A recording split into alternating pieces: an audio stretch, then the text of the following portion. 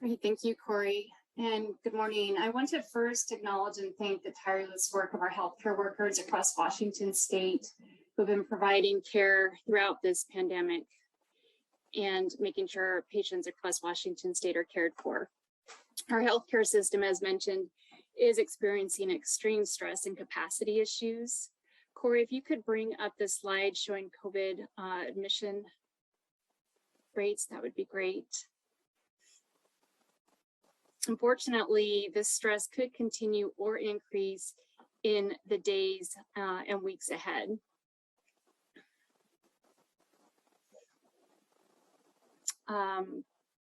Next slide.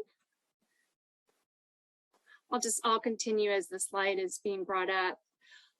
I do want to share that we're monitoring the situation closely within DOH and with our healthcare partners and making efforts to mitigate what we are seeing. Next slide, Corey.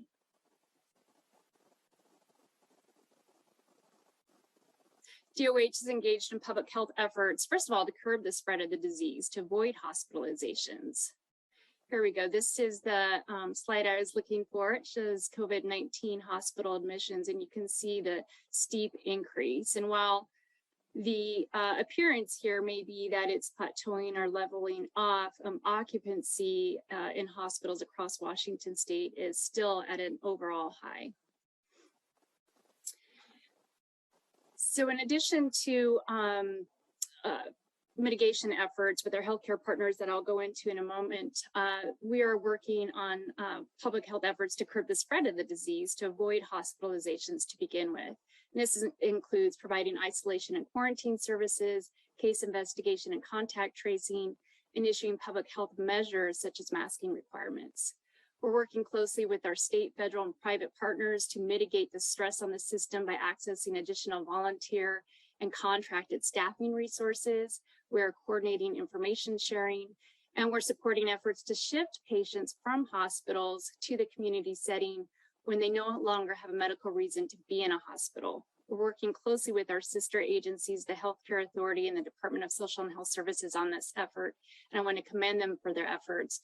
It's a multi-factored approach. For example, Department of Social and Health Services has brought in strike teams to augment staffing in long-term care facilities to help this effort. In addition, we are working to free space and staff within hospitals by finding alternative places to administer monoclonal antibody therapy, which is currently happening primarily in the hospital setting. This therapy for COVID positive individuals helps lessen the severity of the disease, which could also help avoid hospitalizations. We'll continue to work to mitigate hospital stress. We have multi-agency coordination meetings, if not daily, weekly, and we are relying on the collective efforts to mitigate the situation. Our overall goal is to ensure that those who need care the most in Washington continue to receive it. We also encourage healthcare facilities, providers, and local health jurisdictions to continue to work together at the local level to mitigate effort. We are in this together and we all play a really important part.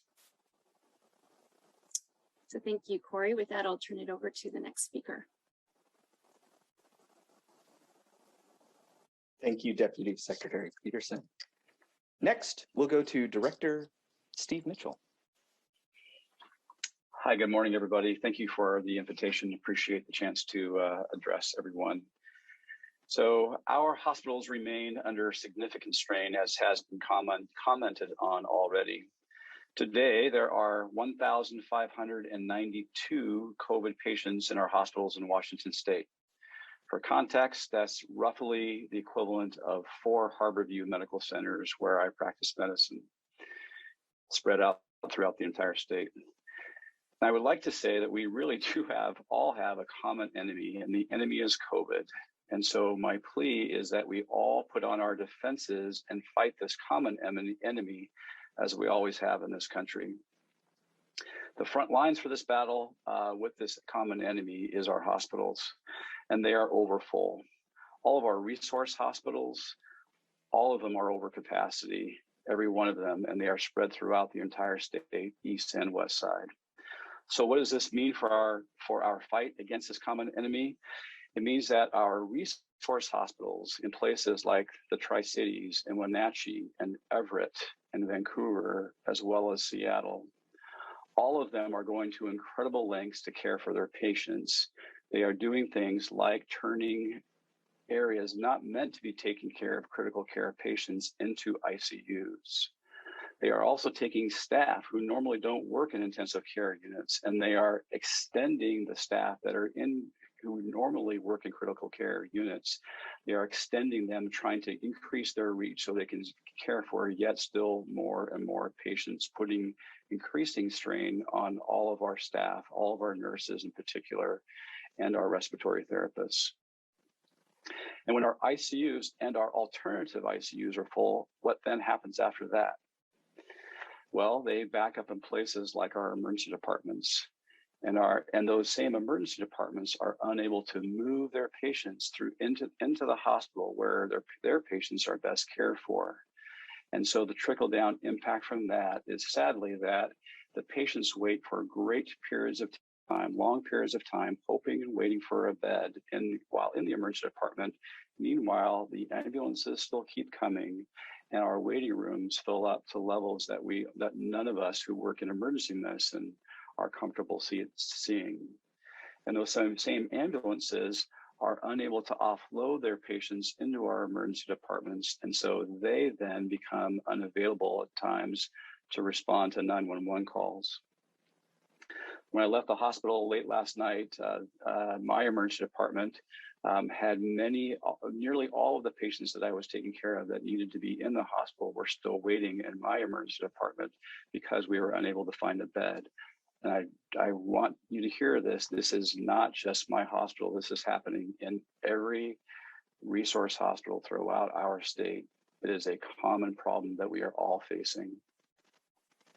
So since July 1st, my team at the Washington Medical Coordination Center has dealt with over 1,000 requests from hospitals who have been unable to place their patients. They have tried, but they have been unable to move their patients from these small rural critical access hospitals where they can stabilize patients to the locations that can actually intervene and fix those patients. And for example, just yesterday, there were 2 patients who both had significant and severe COVID who showed up to a small critical access hospital in the very northern central part of our state. And after many hours of searching, the place where we found that could take them, that could accept them for care, were in King County. And so that meant taking an ambulance far outside of their geographic area that they served, and it also meant all the impacts on family and all their loved ones, because now their loved ones are being moved many, many hours away from home. And so also, as I left the emergency department late last night, I was struck by a conversation I had with one of my critical care colleagues who has been taking care of COVID patients all week long. And he was just mentioning randomly, he goes, "I'm so sad by the reality of what we are seeing, which is the younger age of the patients in our critical care units." And he went on to describe four people who had COVID and that were in their 20s that he was taking care of this week. One of whom tragically died, one of whom is now on a bypass machine called ECMO and is remarkably ill, and the other 2 who are having to receive their care while upside down, while prone, because it takes pressure off of their lungs in just a remarkably uncomfortable position while they're already severely sick. And he mentioned in follow-up also that sadly, 3 of those 4 were not vaccinated. And the one person who was vaccinated was significantly immune compromised, was taking medication that suppressed their immune system's ability to respond to the virus.